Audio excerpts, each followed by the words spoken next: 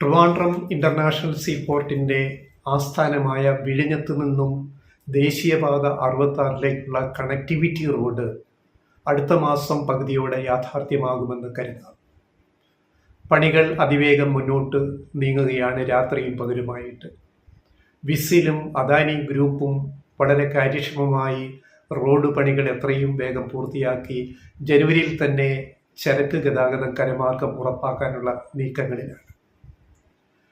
ഇപ്പോൾ തന്നെ അതിൻ്റെ ട്രയൽ റൺ ആരംഭിച്ചു കഴിഞ്ഞു എന്നാണ് മനസ്സിലാകുന്നത്. അതായത് 40 TEU ഉള്ള ഡെമ്മി കണ്ടെയ്നറുകൾ ട്രെയിലറിൽ കയറ്റി ഇപ്പോൾ പണിതീർന്ന ഭാഗത്ത് റോഡ് മാർഗം അങ്ങോട്ടും ഇങ്ങോട്ടും ട്രയൽ റൺ നടത്തുന്നുണ്ട്.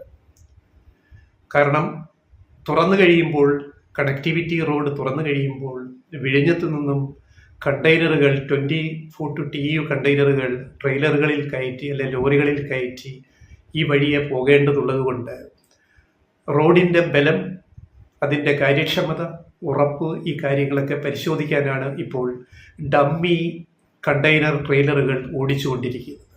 ഈ ട്രയൽ റൺ തുടങ്ങിയിട്ട് കുറച്ച് ദിവസങ്ങളായിട്ടുണ്ട്. സർവീസ് റോഡ് ഭേദപ്പെടുത്തി ദേശീയപാതയിലേക്ക് അപ്രോച്ച് റോഡും യാഥാർത്ഥ്യമായി കഴിയുമ്പോൾ ചരക്ക് ഗതാഗതം, കരവഴിയുള്ള ചരക്ക് ഗതാഗതം തുടങ്ങാൻ കഴിയും.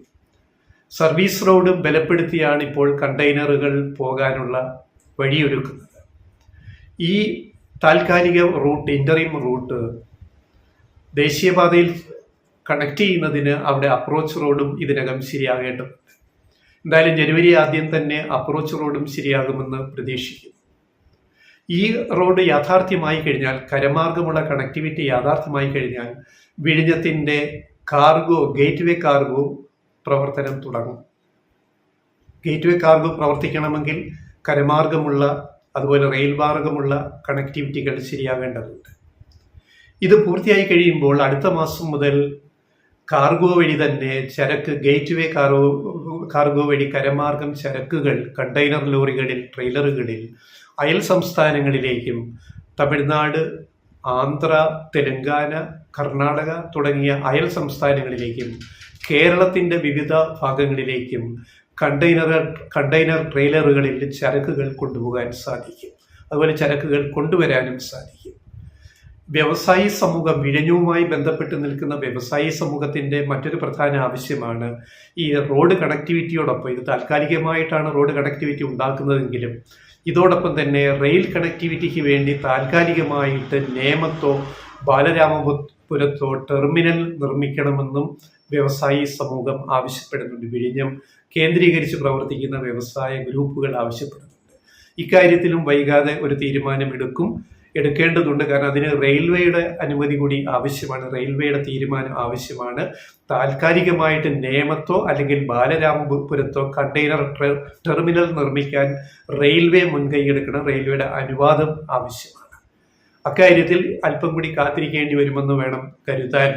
പിന്നെ സ്ഥിരം അല്ലെങ്കിൽ പെർമനന്റ് കണ്ടെയ്നർ ടെർമിനൽ നിർമ്മിക്കാൻ, ബാലരാമപുരത്ത് നിർമ്മിക്കാൻ ഇതിനകം തന്നെ 206 കോടി രൂപ കേരള ഗവൺമെന്റ് അലോക്കേറ്റ് ചെയ്തിട്ട് സദേൺ റെയിൽവേക്ക്, ദക്ഷിണ റെയിൽവേക്ക് ഏർപ്പാടാക്കിയിട്ടുണ്ട്.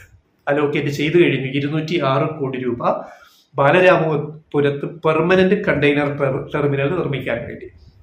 ഇത് കൂടാതെയാണ് പെർമനന്റ് കണ്ടെയ്നർ ടെർമിനൽ വരുന്നതിന് മുമ്പ് താൽക്കാലികമായി റെയിൽവേ മാർഗവും ചരക്ക് കൊണ്ടുപോകാനാണ് നേമത്തോ ബാലരാമപുരത്തോ താൽക്കാലിക ടെർമിനൽ വേണമെന്ന് വ്യവസായികൾ അല്ലെങ്കിൽ ഗ്രൂപ്പുകൾ ആവശ്യപ്പെടുന്നത്.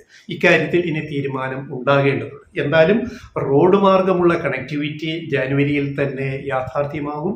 ചരക്കുകൾ, വിഴിഞ്ഞത്ത് ഇറക്കുന്ന ചരക്കുകൾ കണ്ടെയ്നർ ലോറികളിലും ട്രെയിലറുകളിലും ഈ ഇപ്പോൾ പണി പൂർത്തിയാകുന്ന റോഡ് വഴി ദേശീയപാത 66ലേക്ക് പ്രവേശിച്ചിട്ട് കേരളത്തിനകത്തും അന്യ സംസ്ഥാനങ്ങളിലേക്കും ചരക്ക് നീക്കം യാഥാർത്ഥ്യമാകുമെന്ന് നമുക്ക് ഉറപ്പിക്കാം.